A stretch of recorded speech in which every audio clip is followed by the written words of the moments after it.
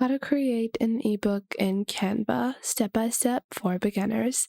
Hey guys, welcome back. In this video, I'll be showing you guys how you can get started with building your own ebook in Canva. So let's get into it. Now, even if you are someone that wants the dual purpose of creating your ebook and then maybe you also want the option to sometime in the future be able to publish it on Amazon, I will show you guys some of the basic guidelines that you can follow to be able to do this. So usually if you are looking to maybe publish your ebook later on, all you have to do is redesign the cover with Amazon KDP's instructions or templates, and that is all you have to do. The rest of your ebook is going to remain the same, just your front page and your last page need to be altered. So let's get into actually building our ebook, and it's a very simple process. Simply head on over to canva.com and search for ebook if you want to get started with a template. Now, once you search for ebook, this will give you many different templates available. Canva has some amazing templates. I really like using Canva templates. You can find something that you like and you can usually customize it to your personal preferences.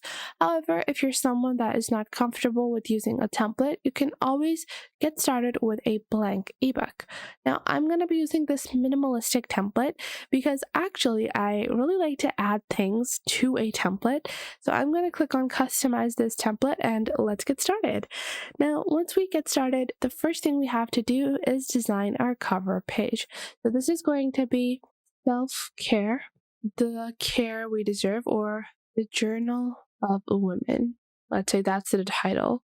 And I'll delete this text block over here and I'll add my name by Jane Doe. And below that, I don't have a website, so I'm going to remove that. Then I want to customize this image, so I'll delete the image and this will remove it from the image frame. Now, if you want to use a different frame, let's say I want to add a circular image or a circular design element over here, I'll show you guys how. So I'm going to delete this frame and I'm going to go into elements on the left. Then you're going to scroll down in elements and you're going to find this frame section. Click on see all and you have a few different frame options. Now I want to go with a blob frame, so I can choose that. You also have a retro frame, which also has, these stylized things on the sides, but I'm going to go with a blob frame over here. There are also flowers, but we're just going to go with a blob because I look like a blob. But we are going to take this one. I want to place it, towards the center like this. I can insert it like so. But maybe I don't want this empty section, so I'm going to choose a different blob. I need a different blob for this job. So we're going to take this one maybe. This is still not filling the hole perfectly. I want something that fits really nicely. I can't find, the perfect blob. I'm just going to keep on looking. I think this one maybe. This is too long. I want something that's a bit circular. We're going to keep on looking in these frames until we find something that fits perfectly. On this page, I think this one might be good. Yeah, this one is a trusty option. Now, I'm going to expand this blob and place it right over here. Now, once you have placed your blob, if you want to add a few line elements around it, you can also do that. To do that, just go into elements over here and you can click on shapes to add some of these basic lines, but I'm going to search for lines in the elements section and click on graphics. Now, when I click on graphics, once I go into lines, this gives me some interesting line shapes. Now, from here, what I am going to do is I am going to take, some squiggly lines or blobbish lines, and I'm just going to place these right behind my image frame. So let's say it might be, I'll just search for squiggly lines, and we have a few different options like this. I think these ones look nice, but I'm actually going to rotate them a little like this. Now, once I've done that, I'm actually going to just take this entire thing and place it like so. Now, you might say this does not look nice. It's going over my image. Don't worry. We're going to, set this up properly. We're going to put it over here so all of the intersection points or all of the starting points of all of the lines should be moving past the image frame. Once you do that, do a right click on the element and then click on layer and then click on send to back. Once I've done that, now I can insert my image into the image frame, and I'll show you guys how gorgeous it looks.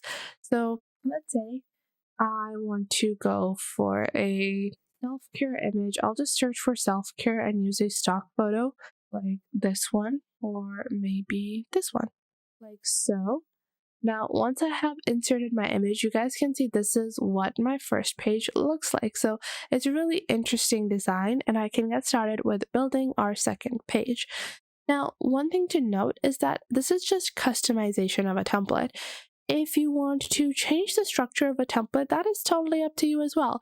If I want another image over here instead of text, I can delete the text and add my own image. If I want more text and less images, I can do that as well. So this really just depends on your personal preferences. Plus, you can also add some visual elements, incorporate more visual elements into your pages. So next up, you're going to have your contents page after the first cover page of any book. This includes all of the chapters that you are writing and the pages. Now, one thing to do is that you can build your contents page, remove the page numbers because you don't know where your pages might end up. So you can add the chapter names as you have chosen to write them, and after you have written them on Canva, after that you can enter the page numbers because that just makes it a whole lot more easier and you don't have to worry about incorrect page numbers when you're only adding them once at the end. So I like to remove page numbers and just add my page numbers at the final step because I might be customizing the appearance of all of my chapters, and that might alter the number of pages each chapter takes. So for individual textbook pages, if you want something a bit more interesting in your ebook, which a lot of people try to incorporate interesting elements in ebooks, it makes sense. To do that, you can add texture to your pages. It can be really minimalistic. So I can take the same line design that I initially took and I can expand it.